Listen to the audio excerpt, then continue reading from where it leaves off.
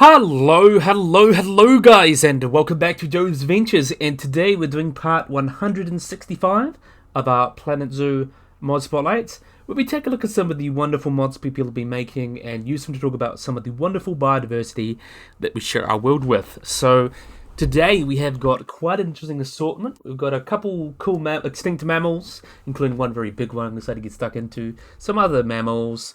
We've got a couple tarantulas that we get to talk about, and a bird. We've got a remaster of a bird, which is quite cool.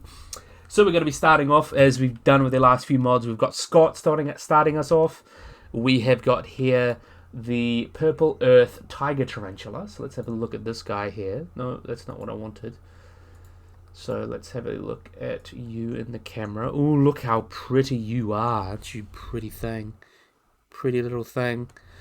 So this is a species that hasn't quite got named yet, but its scientific name is Cryopanthus, and its species or specific name is Haiti.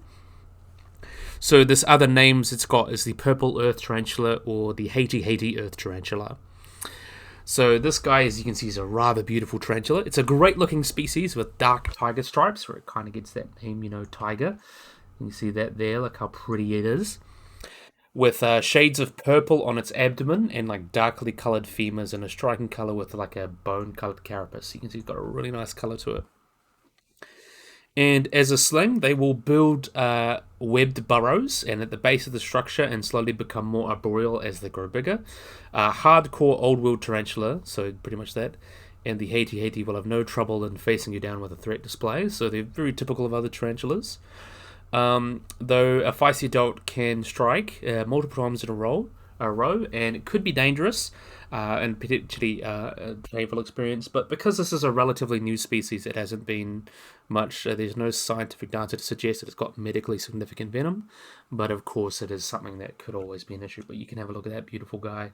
There's not a lot of information on this guy since it's technically a new species, and probably not too much different from other species. Let's have a look. So yeah, they actively live burrows. The Haiti means caution or warning. They are indigenous to western parts of Sumatra and can be found in subtropical parts of Indonesia. And that must be wrong because these guys are on our old world. So to be at an advantage. Nah. What does it say? They're from Borneo. It makes sense, yeah. The Borneo, yeah, they are from Borneo. That makes sense. I was just thinking Haiti, because Haiti, the country. But yeah, that was just my brain being funny. But anyway, we'll move on to the next species. That one was done by Scott as well. We've got another great one done by Scott. We have got the Venezuelan Suntiger tarantula. So let's have a look at these guys. Exhibit camera. So you're definitely in the dark. You're not going to get a look at you. Oh no, just not quite. Oh, there we are. It's perfect. Look at how pretty they are. So these guys are also known, their scientific name is Palsampodus irmania, which is also known as the Venezuelan Suntiger. So these are a species of tarantula endemic to Venezuela, Guinea, and Brazil, and it was first described in 1994 by F. Sanger. So the way you can kind of tell it apart, it's got these unique, very striking patterns, black coloration with the kind of bright orange chevrotain and leg markings. And like other species, they can be found in tree cavities of about medium height. Females will reach about 6 inches in leg span, or diagonal leg span, while males are average on 5 inches, so males are a little bit smaller. Males are also sexually dimorphic, appearing to have much thinner legs and losing most of the coloration, and can be distinguished... This makes them hard to distinguish from mature males from another close related species. And females can live to about 12 years, while males can only live for about 4 years. So that makes sense with other tarantulas. So in terms of behavior, they do have a low metabolic rate, causing them to spend most of their time in their burrows. They're usually content, but can be very defensive when disturbed. They will go into a defensive stance when they raise their front legs or show off their fangs. They also have the ability to accelerate from danger quite quickly. And in terms of their envenomation, they do not actually acquire undulating hairs, but they depend heavily on their fast reflexes and venom to protect themselves. And there are actually very few of these cases of them envenomated people, but because people keep them as pets a lot more now, that could potentially increase. But their venom has been known to cause sweating, vomiting, lightheadedness, and muscle spasms that can last days. However, they really resort to biting. In terms of molting, molting that can be a quite stressful time for tarantulas. Juveniles molt about every 3 months, while adult molts every year or two. Depending on how much they eat can affect on how quickly they molt. And as they go into pre-molt, they will kind of begin fasting, seeking moisture, shed their abdomen hairs, and then kind of the skin will darken.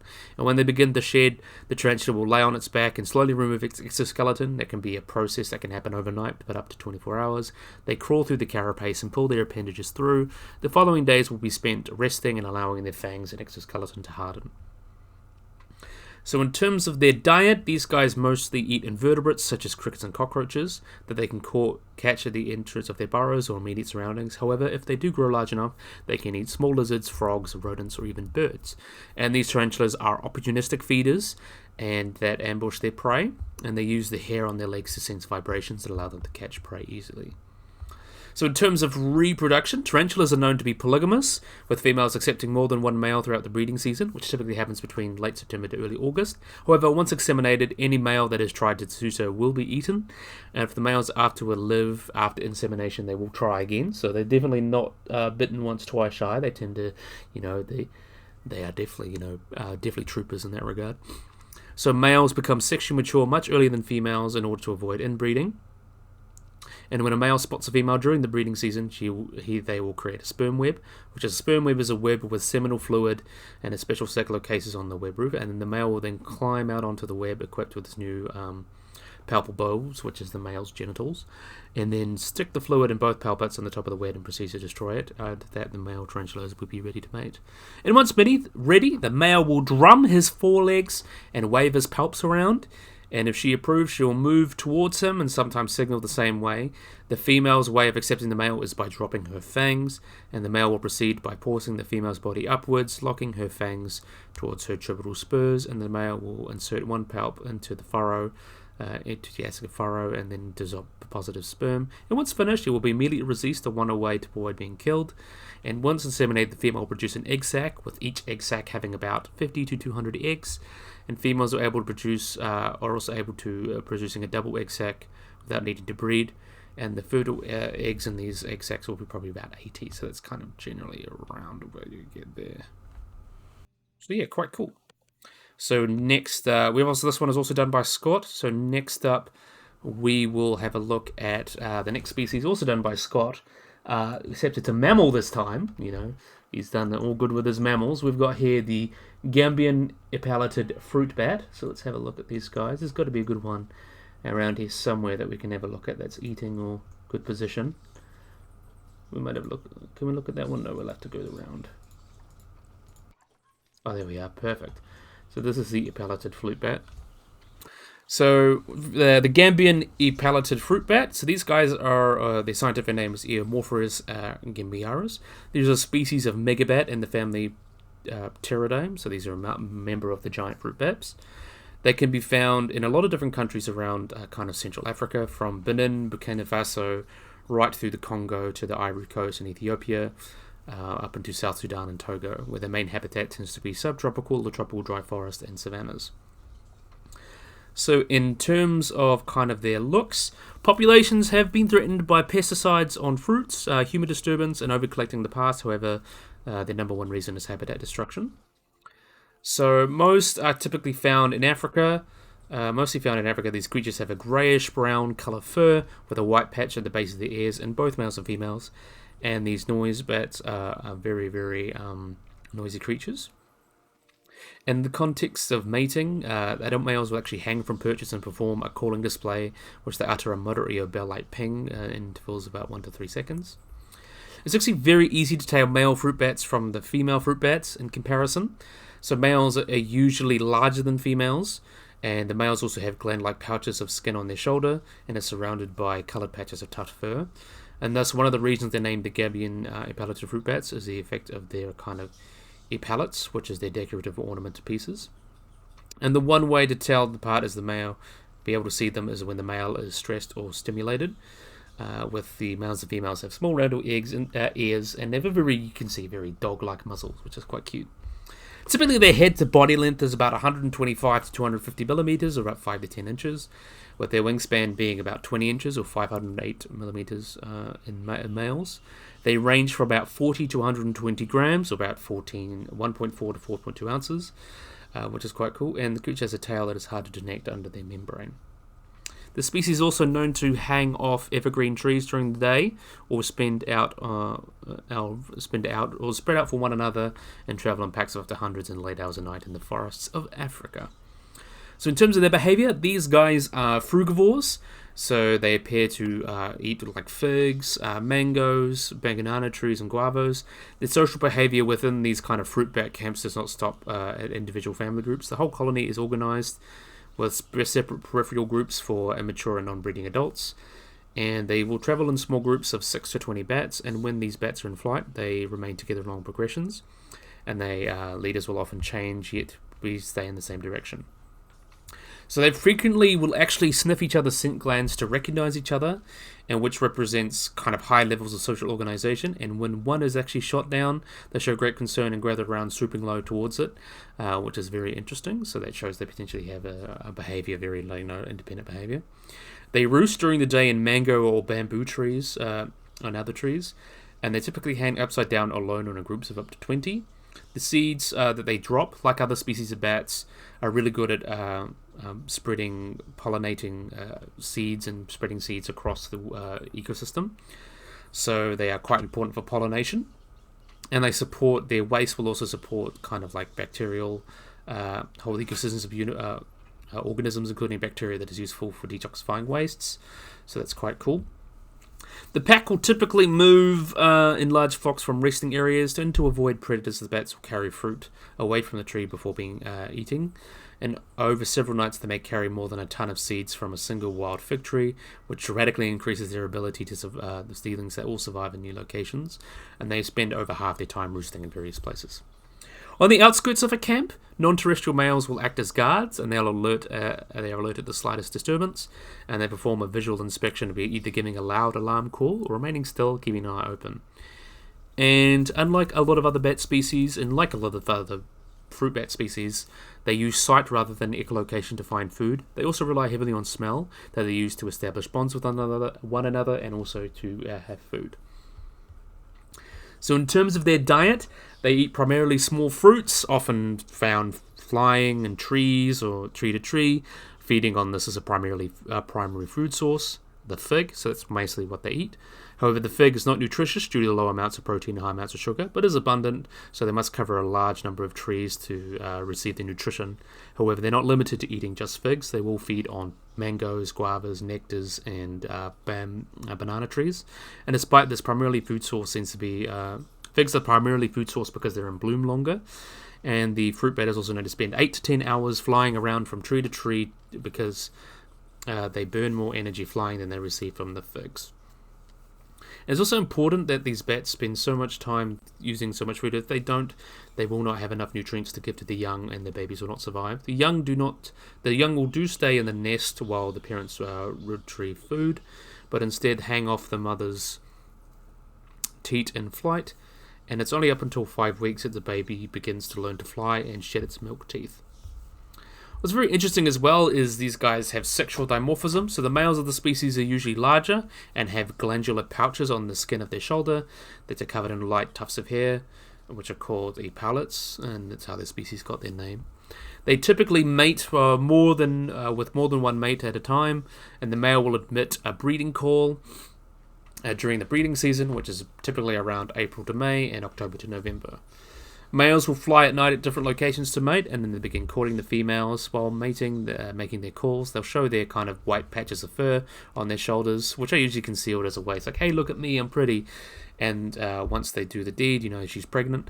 And the gestation will typically last for about 6 months, and pregnant females will roost apart from the males, but usually they'll only give birth to one baby at a time. And although fertilization ensues immediately after mating, there is a little delay in embryonic development. So this is something a lot of species will do.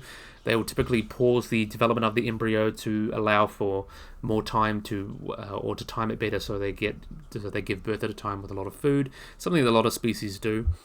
And newborns, once they're born, they will grow rapidly, but their various parts of their body will grow at different rates. At birth, they have their thumbs and hind feet almost adult size and grow very little. However, their forearms will grow a lot as they grow up, to help themselves.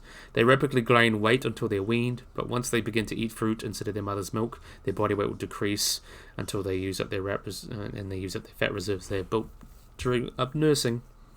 And at birth, the species are equipped with distinctive milk teeth, which appear to be useless as tools for eating solid foods, but helps them attach to their mother's teats. The shedding of milk teeth in the emergence of permanent teeth occurs about the same time they learn to fly and begin to eat fruit. Their lifespan is also quite long for being such a small mammal. Most fruit bats can live up to 28 years, with an average about 21 years. This mechanism for such a long life is not known for certainty. Some suggest it could be because of their kind of content of the neurons, but we really don't know. But as I mentioned, we turn into their habitat. So the fruit bats, they are tropical animals, but some species will live in areas with only a limited fruiting season, as in East Africa. They may feed on figs during the raining season in semi-arid climates, and then they may fly to 8 different climates to get better food. The geographic range is kind of from southern Zaire in Tanzania to eastern South Africa and southern Sudan and to Senegal and southern Mali. They're typically a lowland species, however the Ethiopian population has been known to live about 2,000 meters above sea level, and they're native to a lot of those countries around Western and Central Africa. They're fairly adaptable too. They've been found in a variety of habitats such as dry savannas, moist savannas, mosaics, bushlands, tropical dry forests, and subtropical dry forest habitats, and they have been reported to inhabit areas of partly degraded forests and mangroves as well. And as mentioned, they do like to roost in the out, and that's kind of covering the same information. But yeah, really, really cool. Another great mod by Scott, and how do you not love these guys? They're quite cute. So yeah, really, really awesome. So that's another great mod done by Scott, and everyone else did a really great job too, of course. How can you not love it? Yeah, that's quite cool. I really love these guys. So, okay, so let's carry on. So next up, we have got the American Wood Stork done by Lorby. So this is another one that's got a good remake. So let's have a look at these guys. So this is the Wood Stork. Look at this beautiful guy. Done a great job on the remake. Looks a lot nicer. So the wood stork is a large American wading bird in the family Siconidae, which is the storks, and the only member of stork to breed in North America. It's also known as the wood ibis, although it's not related to ibis. So in terms of its kind of taxonomy, as I mentioned, these guys are a type of stork. They were named by Linnaeus in 1758. Which is quite cool. And it's believed the species actually evolved in tropical regions, and its North American presence probably predates the Ice Age. So there may have been this species living in the late Pleistocene, and there would have been extinct a larger relative potentially living in Cuba in the end of the Pleistocene. And there may have been a couple other stork species living up there at the time. But yeah, carry on. In terms of description, they are quite a large bird. They stand between 83 to 115 centimeters or 33 to 45 inches tall, with a wingspan about 140 to 180 centimeters or about 55 to 71 inches. The male as well will weigh about typically 2.5 to 3.3 kilograms, or between 5.5 to 7.3 pounds, with an average of about 2.7 kilograms. While the female is a little bit lighter, between 2 to 2.8 kilograms or 4 to 6 pounds, with a mean weight of 2.42 or about 5.5 pounds, 5.3 pounds. So the head and neck, you can see, are almost bare, and they've got like a scaly skin that's kind of a dark grey that gives them a very interesting look. The black downwards curved bill is long and very wide at the base, but they do have a mostly white plumage, except for the primary, secondaries, and tail being like a greenish or purplish iridescence. You'll see the legs and feet are quite a dark colour, and their pink beige coloured toes are pink during the breeding season, with the sexes being quite similar. And what's really funny, the newly born chicks have a coat of down, grey down that is replaced by dense woolly and white down at about 10 days of age. They grow quite fast, and about half the weight of the adults in 3 to 4 weeks, and by the 6 or 7 weeks they get their adult colours. So in terms of their habitat, they are a tropical and subtropical species. So they can be found throughout much of South America, Central America, and the Caribbean. And the only stork that breeds in North America. In the United States, there are small populations. They breed in Florida, Georgia, and the Carolinas. But in South America, they can be found in south of northern Argentina. And some populations of North America disperse after breeding frequently into South America. And this stork is quite adaptable, so they can live in a variety of subtropical and tropical wetland habitats, include fluctuating water levels. They nest in trees that are often over water or surrounded by water. And in freshwater habitats, its primary nest tends to be dominated by the genus Taxodium, which lives in estuaries and mangrove forests, which is quite interesting. In terms of behaviour, they know a lot about their behaviour. So they are a resident breeder of lowland wetlands and trees. I'll have a look at the babies while we talk about that. Those are the little guys. So it's a little baby. How cute is that guy? So they typically will nest in trees in large nests. They nest colonially, so they'll typically have up to 25 nests in one tree. The heights of the nest can be variable, but some nests located in shorter margin trees will be up to about 2.5 meters tall, compared to the height of some taller trees, about 6.5 meters tall.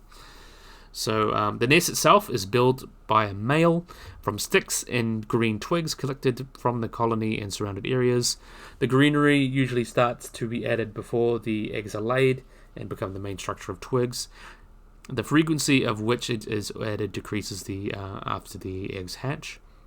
And this greenery functions to help insulate the nest. And when complete, this nest can be about 1 meter in diameter, and with the general green area having a diameter of about 28 centimeters, and the thickest of the edge of the nest will be about 12 to 20 centimeters. And they also occasionally, without a nest, wood storks without a nest will take over the nests of other storks. And usually they may be performed by more than one bird, with the young and egg being thrown out of the nest within about 15 minutes. And if only one stork is attending when the nest is forced out, they usually waits for its mate to try and take the nest back. So, yeah, they are able to, take it back. Breeding is initially initiated by a drop in the water level, and then combined with increased density of fish. And this is believed to trigger their nesting, and this usually occurs between November to August. And as it starts, breeding kind of takes place about 4 months. Takes about 4 months to complete.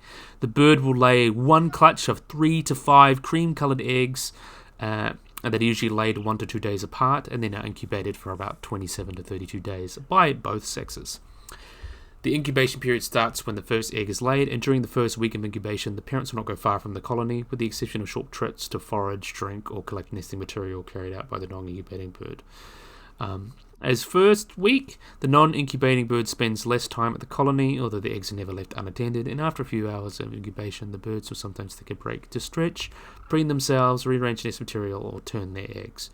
And these eggs hatch in order of which they are laid, with an interval potentially of about a few days of each other. The chicks will hatch artificial, so they're born pretty much not ready to go out the box. They are unable to move and are average about 62 grams. They are brooded for their first week after hatching, and after that when it is raining or at night. The chicks are not left alone until they're at least 3 weeks of age, and one parent will foraging while the others will guard the chicks. And while the chicks are at least 3 weeks old, they are large enough to stay and protect the nest. This coincides with the chicks becoming more aggressive when presenting with foreign objects or organisms.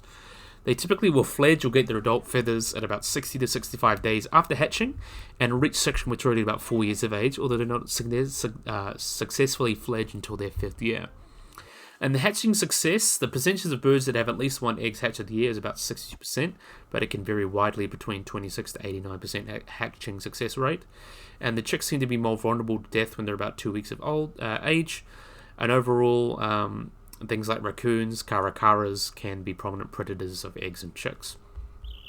So yeah, in terms of feeding, we'll talk about a little bit of their ecology. In terms of feeding, the wood stork during the dry season will eat mostly fish, supplemented by insects. But during the wet season, on the other hand, fish will make about half its diet. Crabs will make up another 30%, and insects and frogs will make up the rest.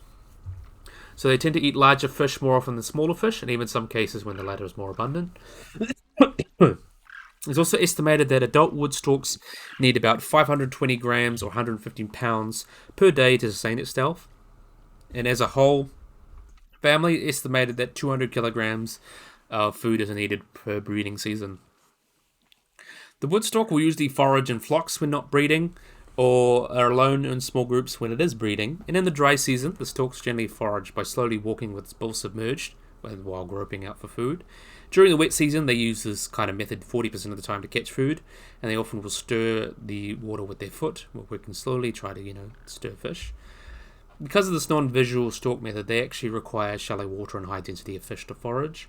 And the water that it forages in the dry season is average about 17 centimeters deep, and during the wet season, usually about 10 centimeters deep.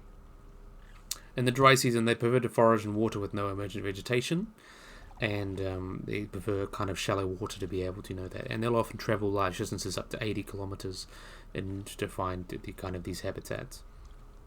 And both parents will feed the chick by regurgitating food out of the nest, and the chicks will mainly feed fish between 2 to 25 centimeters long, and the length of the fish usually increasing as they get older. The amount of food that the chick will eat will change over time, and this continues up to about 45 days old, where they start to consumption charts to decrease. And overall, they'll eat about 16 kilograms of fish, or 36 pounds of fish, before they fledge. So, some very interesting things that they can do as well. They can use two different techniques while flying. So they can actually, they alternate between gliding and flapping their wings for a short period of time, depending on the day, such as late afternoon or on cloudy days. And when it's warm and clear, they're actually able to gain an altitude of about 610 meters through continuously flapping its wings, and then can glide on the warm thermals, very much like what condors do.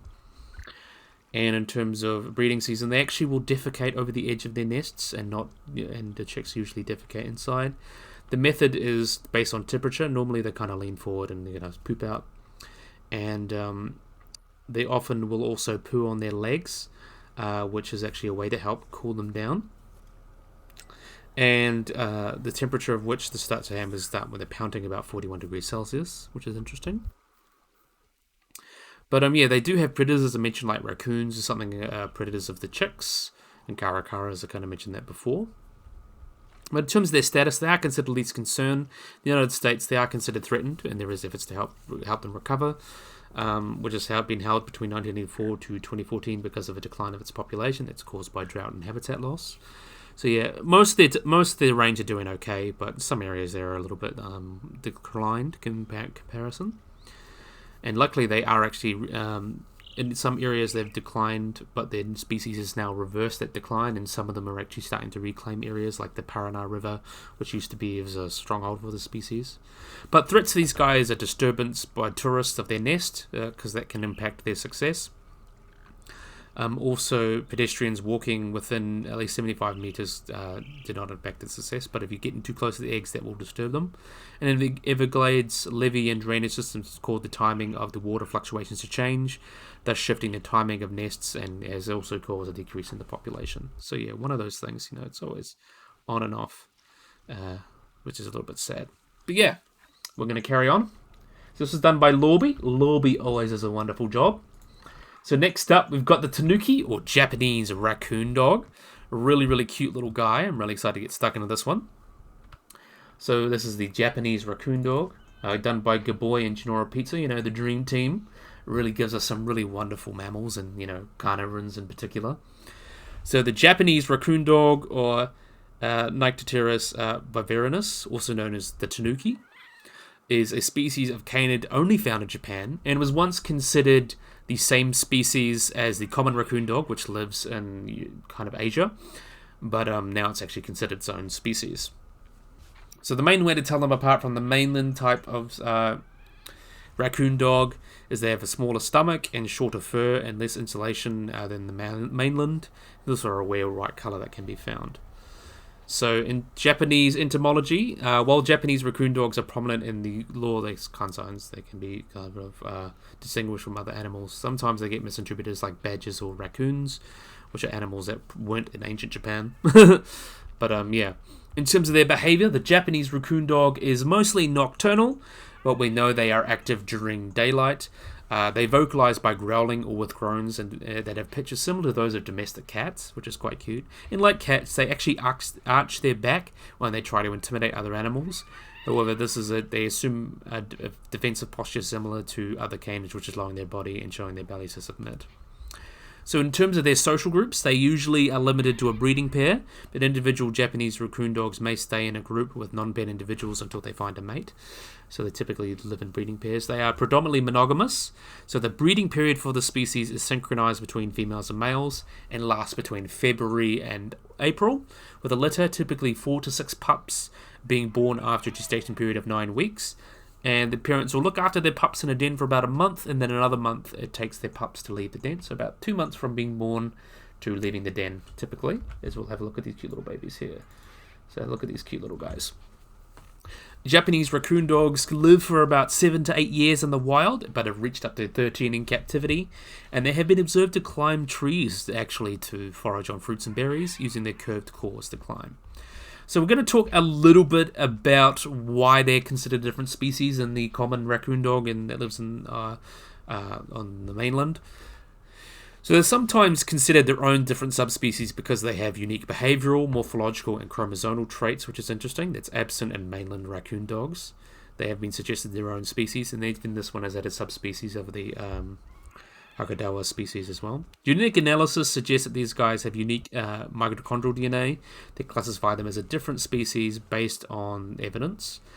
And they've often done that. And the karyotype is actually considered different from mainland raccoon dogs, though it is unknown whether Japanese and mainland raccoon dogs can produce fertile offspring because there are differences in chromosomes between them. So there are different chromosomes, which means there could be issues breeding together, especially together. Because when animals... This is the same thing that happens with like mules, because donkeys and horses have different level chromosomes, so it can be a bit of an issue sometimes when trying to crossbreed as well. But luckily they are considered least concern. They are a species that is doing okay. They've earned this status because of their wide distributions across Japan, and also including their range in Europe, which has been introduced.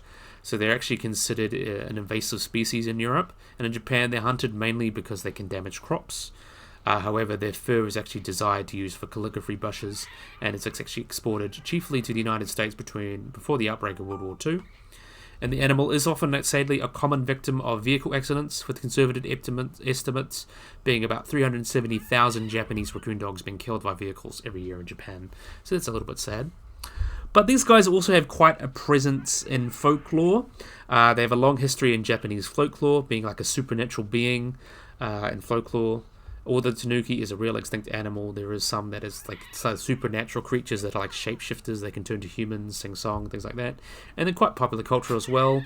There is the tanuki suit that Super Mario has. You know, he kind of wears it. He looks like a raccoon, but is actually supposed to be more of a tanuki, which is a raccoon dog.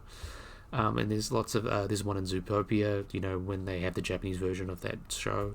Lots of different ways they've been presented in media. So they are quite a popular animal in media, which is quite cool. So yeah, next up, we've got a couple extinct animals. So this was done by Genora and Gaboy. So Gaboy does the model, Genora Pizza does the coding. They've both done a really wonderful job with that. But next up, we have got a really, really awesome animal. We've got an extinct one. So this is Sinotherium, done by Leaf and NicholasLionRider. So Sinotherium, which means the Chinese beast, is a genus of single-horned elasmotherian rhino, so it is related to Elasmotherium, actually considered ancestral to Elasmotherium, or the same genus as we'll get into. So they're found from the late Miocene to the early Pliocene. So it's ancestral to Elasmotherium and shows actually a very interesting evolutionary transition from the nasal-horned elasmotheres to the frontal-horned elasmotheres. So these fossils have been found in Kazakhstan, a lower jaw and teeth have been found in Mongolia, and there's been a partial skull found in western China. And it's believed these guys diverged from Iranotherium, which is an ancient genus from during the early Pleistocene found in Iran, and some experts actually lump Sinotherium, Iranotherium into Elasmotherium. So there's only one species known. The type species of Sinotherium is Langerai, which is also a couple other species being described like Zagoranensis, but there's not doubted to be valid, so this is typically the only one species at the moment. In terms of its discovery, they are rather rare and often their fossils only fragmentary. The first description of these guys kind of came in the 20th century when it was discovered by J.G. Anderson in the Bado district in Shaanxi, China in the Upper Miocene. They mainly consisted of isolated teeth, the upper jaw fragment, and kind of reserve row of teeth as well. There's also from northwestern Mongolia, a 72 centimeter long, well-preserved jaw was discovered from the lower Pleistocene, and other individuals have been found in Kazakhstan, including a rare part of the skull with teeth with several elements as well. The most complete skull, though, is actually from the upper area of the Linshu Formation near Hologo in the Yusha district of Jiangsu, China, and this one is about 100. This formation is about 100 meters thick and wide, ranges from the basin. And this section has been dated between 7 to 6.4 million years ago and begins at the end of the Miocene. Which is quite interesting. And the deposit actually produced numerous species of well preserved rhino remains, including numerous relatives of the species, and only a part of the snout is missing from the skull, and is potentially evidence of location in the horns of Sinotherium. So in terms of its description, so the horns of typically older elasmotherines, so early relatives, are present on the nose, very typical to normal rhinos, where the Sinotherium and its descendant Elasmotherium is present on the frontals. So this guy has more of a unique condition, so it's kind of in between the early relatives of Elasmotherium and Elasmotherium itself. It kind of has a nasal frontal position, so it's kind of in the middle, so it's not on the nose and not on the frontal. It's kind of in between both. And this represents kind of a horn shifting from that ancestral condition to the completely frontal restricted position that is in Elasmotherium. So in terms of its evolution as well, so we'll talk about this. So early Elasmotherium genera in the line leading to Elasmotherium had a dolicephalic skull. It had a large horn growing on their nose. However, these guys have a brachycephalic skull that grows on their forehead. So instead of having the horn on their nose, they have it on the forehead. And we actually do have quite a good transition of different elasmotherines moving from that nose to forehead kind of transition, and Sinotherium is kind of the best example of that. It's got one in the middle, so it's like a transitionary species, which is quite cool. And while the horns of things like NicholasLionRider, which is a little bit earlier than kind of Sinotherium, it's kind of the one-up, they were still present on the nasal, and the horn of Elasmotherium is on the frontals. These guys were in between that, so they kind of show that transitionary position between NicholasLionRider and earlier Elasmotheres and late Elasmotherium. So in terms of its ecology and distribution, they first appeared during the late Miocene, so occurred from East Asia to Middle Asia, and but remains dating from the early Pliocene, can be found in Eastern Asia and southwestern Russia. And this showed that at the beginning of the Pliocene, they had expanded their range quite a bit, and is known from the Pliocene and late Miocene of Kazakhstan, Mongolia, and China. So they do have quite a wide range. I love these cute little babies while we're on about it, because look at how cute they are. Look at this little cutie. Anyway, so in China, the species Langurai kind of lived in the Linshu Formation. That's about 7 million years ago. That lived with different bear species, badger-like mustelid, 3 different hyena species, 3 different type of felids, such as Amphimacarotus, Melurus major, and a felis species, a species of Calicothere, a 3-toed horse, Hyperion, a species of deer, ancient species of giraffe, a giraffid, not a giraffe itself, but like a giraffid, similar to like Sinotherium or a carpi. 3 different species of bovids, but over these times they have suggested these kind of late Miocene age, these guys would have lived in grasslands that become more dominant, and would have, even though there would have been some broadleafs in temperate to warm zones, these guys would kind of belong to the vegetation, would have been in sub-arid or arid steppe environment with some trees around. And in Kazakhstan, there's another species described, though it could just be lumped into the one. This is Zagoshinensis, which could just be Langurai. These are known from the Karabulak Formation, which dates between 6.3 to 6.5 million years ago, back in the Miocene. So it's coexisted with 4 different species of caniforms, 3 feliforms, like Argicodata, Amphimacarotus as well, 3 perissodactyls, such as Chiliotherium and Hippotherium, also with artiodactyls, with Samotherium, Paleotragus, type of gazelle as well. And these guys would have also lived in mid-arid, mild and arid habitats with a habitat of kind of wide open steppes. So they seem to have that kind of relative, very similar actually to Elasmotherium, but a little bit warmer. They didn't live in the cold areas like Elasmotherium did. They didn't have quite the fur coat, which is why they're often depicted just like a normal rhino with the big horns. So yeah. And they're also featured in Prehistoric Kingdom as kind of the tropical version of the Elasmotherium, which we are hopefully coming out soon. So that's quite cool. Let's have a look. I think it's already out, actually. But yeah, anyway. So now this is done by Leif and NicholasLionRider. Next up, we have got... we'll take a little... next up, we have got the Straight-tusked elephant, or Paleoloxodon antiquus. So let's have a look at this guy. And how big is he? Really, really wonderful. Look at the size of him. Amazing animals. So the straight-tusked elephant, or Paleoloxodon antiquus, was an extinct species of elephant that lived in Europe and Western Asia during the Middle and Late Pleistocene, kind of between 781,000 years ago to between 40 to 30,000 years ago. It is one of the largest known elephant species, with mature bill. I'll get into that. It's very large. In terms of its description, we'll kind of skip that. We'll go more into the description. Like many other members of the genus Paleoloxodon, these guys, you can see, got a big crest going on here, a big cranium. That makes them interesting. And they're also described as very large size, so they have very large skulls. That's how you kind of define them, is Paleoloxodon. They have very, very well-developed skulls and very large proportionate skulls. And the way that can be distinguished, P. antiquus can be distinguished from Nemidicus, is like the less stout cranium and more robust limbs, and they lack the infraorbital depression behind the eye socket that is going to be found in Nemidicus individuals, which is the really big one. Their premaxillary bones, which contain the tusks, are also fan-shaped and very broad, and the tusks in life would have been very long relative and very straight to slightly curved, hence the name the straight-tusked elephant. The teeth are actually high-crowned as well, hypsodont, and each third molar has approximately 16 to 21 ridges. The forelimbs as well, particularly the humerus and scapula, are proportionally longer than those in living elephants. They would have had a little bit more of a slope back compared to modern elephants. And the head would also represent the highest point of the animal and kind of come down there. The spine and the back vertebrae are also quite elongate, which are broad relative to modern elephants. That was also relatively long. And as we'll note, preserved, the body was probably only vastly covered in hair and had large ears like modern elephants, since they were living in still warm climates, nothing like mammoths, woolly mammoths would have been living in. But yeah, we do have a few different species of Anticus. Nemidicus is the one that everyone says is kind of the largest one ever, that, but it's still fragmentary. But Paleoloxodon Anticus is probably just as heavy or just as big potentially. But we'll get into that. So, as with modern elephants, they are sexually dimorphic, so males are typically larger than females, with the size difference being more pronounced in that in living elephants.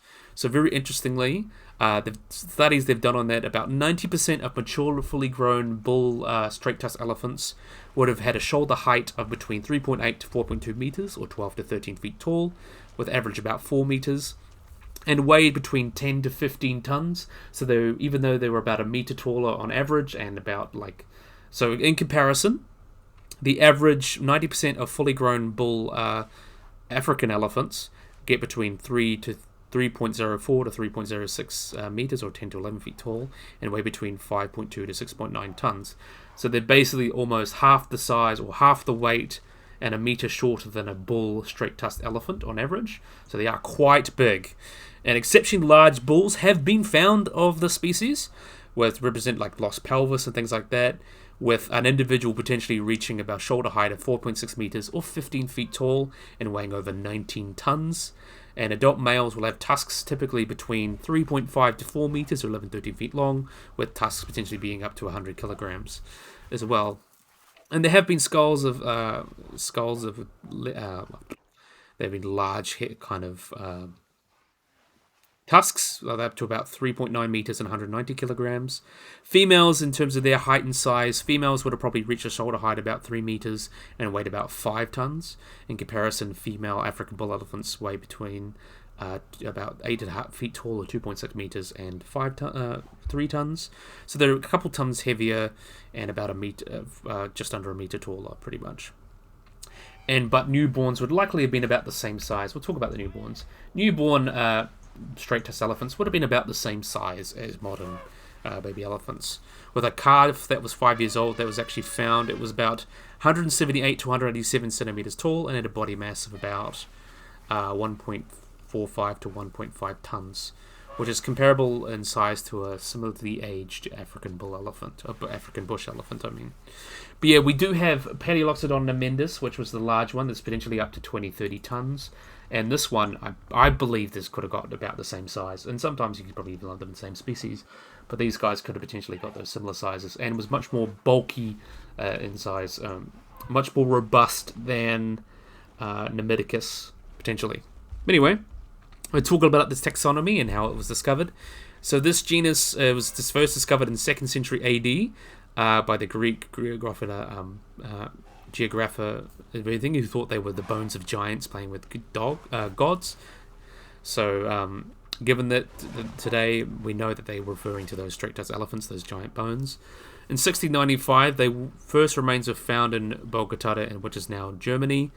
And prior to 1845, the straight-tusked elephants were just considered to be woolly mammoths. But then they found, this is actually a different type of, it's actually more closely to African elephants. And they were called Paleoloxodon as a subgenus of Loxodonta, which then contains the living African elephant species, the African forest and bush elephants. And then they have quite a confusing taxonomic history. Then Hesperoloxodon were rejected, and some experts historically regarded the larger Asian species Nemeticus as a variant of subspecies, but now considered to be distinct. Historically, though, the genus Paleoloxodon has been regarded as a subgenus of Elephas, which contains the living Asian elephant, but this is no longer supported.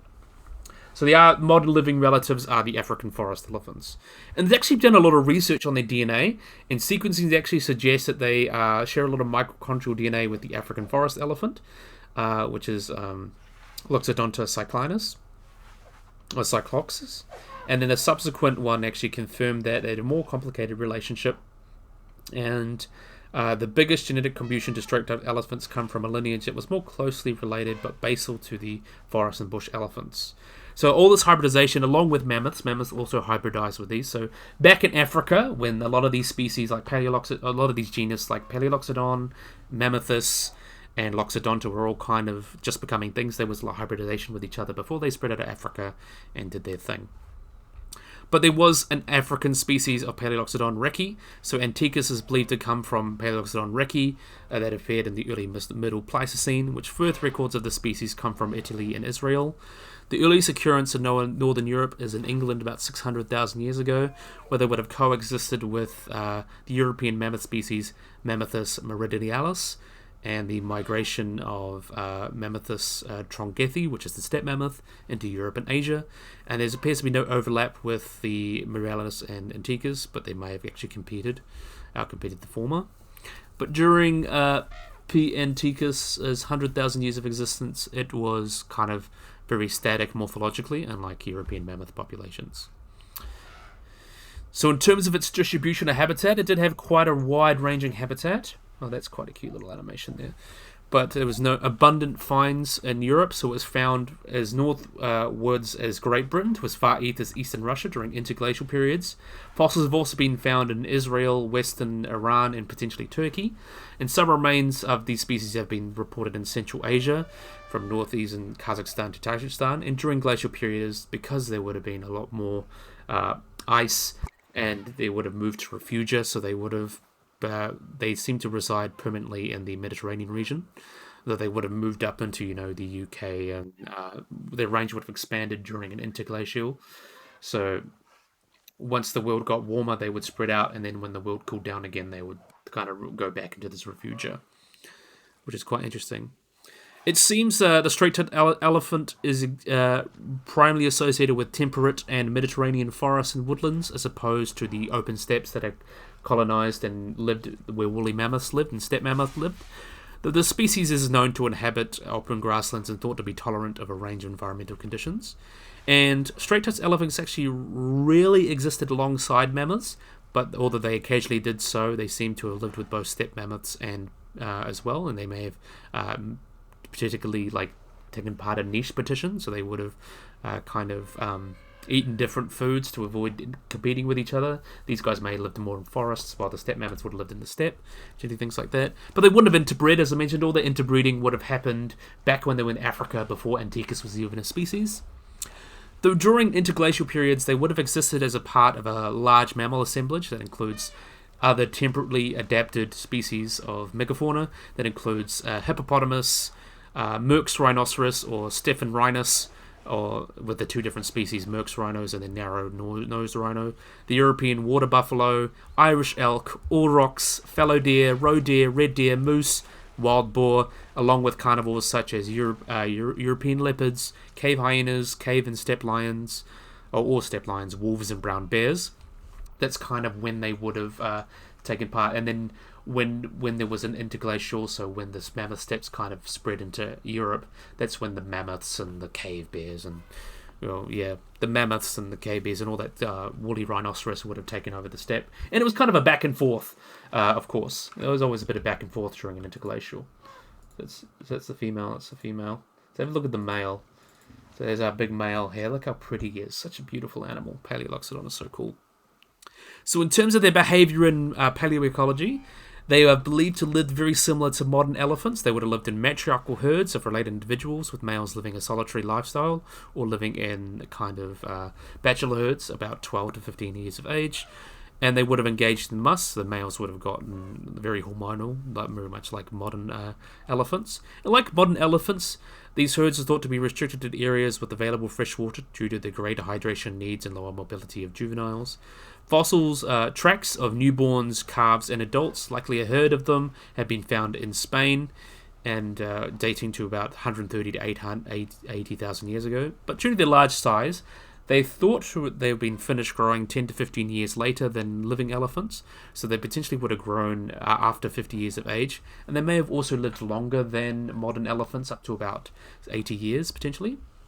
And looking into their dental microware, so the diets of these guys would have been quite variable depending on the conditions locally. So they would have ranged from browsing completely to nearly completely grazing. So feeding on grasses, they were also feeding on leaves and stems and fruits. Though microware only reflects the last few days or weeks before death, this may be variety in seasons, so they might be eating different things during different seasons, very much like modern day elephants. Isotopic analysis in a specimen from Greece suggests that they were alternatively consumed more browse during the day, during the dry summer seasons, and more grass during the wet winter seasons. And then also a dental microware study of specimens in Britain showed that they were predominantly mixed feeding diet, similar to that inferred of Asian elephants and African bush elephants. So they were more similar to that diet in that regard at the time. And there's also potential gnaw marks from made by hyenas or lions on the bones of straight-tusked elephants, and they have been reported at some localities, which suggests that these species would have likely scavenged on the remains of these guys like lion hyenas do to elephants today. But what's very interesting as well, they do have a very interesting relationship with humans. So the relationship of straight-tusked elephants on numerous sites have been seen with bone tools or cuts from bear cuts from butchery. Though the case of most sites, it's unclear to tell whether they were hunted or just scavenged on. Though scavenging of already dead elephants, as well as active hunting, was likely to have occurred. So they would likely have been able to hunt elephants, even if we don't have direct evidence of it. They include a few different sites that range between 780,000 K to up to about, what's the youngest one? Probably about 115,000 K. So we do have a lot of sites where there have been evidence of butchery on straight-tusked elephants. The creation of a lot of these sites have been attributed to Homo heidelbergensis, or Homo, gas. I like to believe that Homo heidelbergensis are just Homo erectus, but potentially Neanderthals as well. So these kind of humans would have been potentially hunting them. They would have used stone tools such as flakes and choppers and hand axes and cores to break apart and use some of these bones. And actually, there are some sites these bones of these elephants and ivory as well was used to make tools. And based on analyses, they actually suggest there's little evidence of straight-tusked elephants were target preferred over small animals, so they would have been pretty generalist. When the chance to rise, they would hunt an elephant, but it's a very hard thing to do because humans, are much smaller than a straight-tusked elephant, so there would have to be special circumstances to potentially hunt them. Though most individuals at these sites seem to be adult to primarily male in sex, so the reason is believed to be because adult males, despite their larger size, they would have been more vulnerable because they were solitary. It's easy to mess with one elephant than a herd of elephants, even if it is bigger, so that's kind of potentially why they would have preferred them. As well as adult males potentially being more brash and partaking in risky behaviors, like falling into natural traps or being weakened by injuries, so they're just more likely to be open to being attacked by people because of their solitary nature and being more risky or being more likely to be injured alone, which is another thing as well. There is also as well a site in Germany that has a skeleton of P. antiquus, actually with a spear made of wood in its ribs, with flint artifacts found close, providing clear evidence that this was hunted. With a study in 2023 proposing that this butchery Systemic butchery provided evidence of widespread hunting of straight-tusked elephants by Neanderthals in Germany, and the remains of at least 57 elephants have been found in the Newark Nord, with authors suggest that could be accumulated over about 300 years. That means they would have killed an elephant every 5 to 6 years at the site, so they potentially would have used this for a few generations to hunt elephants. A great opportunity for them, kind of like a cultural thing. And there's sadly actually no cave paintings of Paleoxodon antiquus, though there is one potentially in Spain that could be from an outline of an elephant that suggests it could be antiquus, but most likely it's actually depicting a woolly mammoth.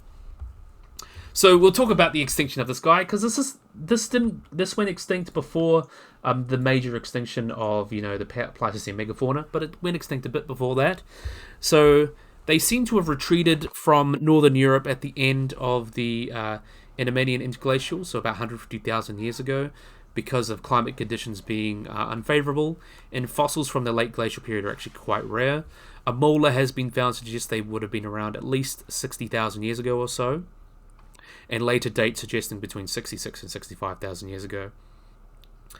And there another late Italian record actually has been found at the same time, which actually suggests butchery by Neanderthals. Other late remains are from the Iberian Peninsula, from an elephant that lived about 43,000 years ago, another one about 34 to 33,000 years ago, but later revised to 44,000 years ago, and a late date of 37,400 years ago reported from a molar found in the Netherlands.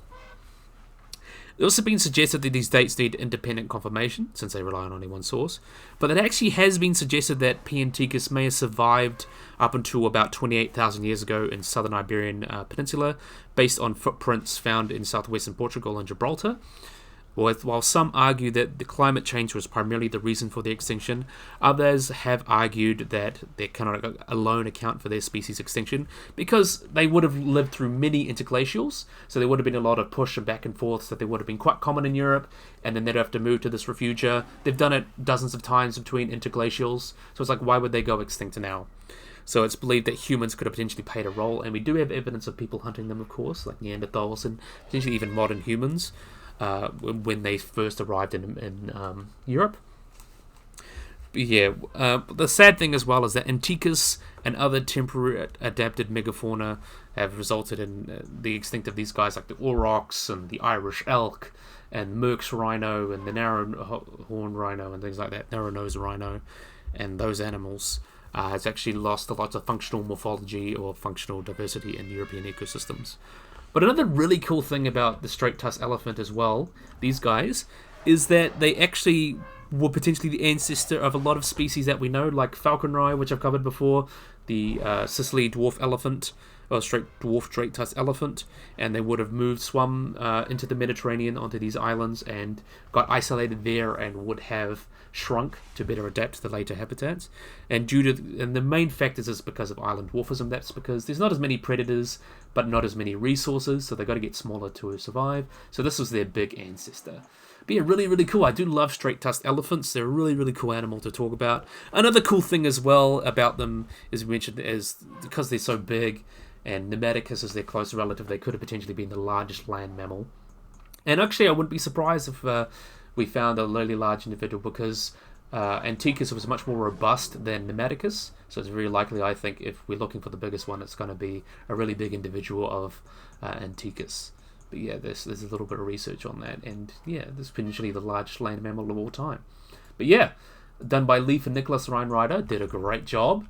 So, yeah, I think this is a great place to end the video. So I really, really, really hope you guys enjoyed this video. I hope you guys like and subscribe.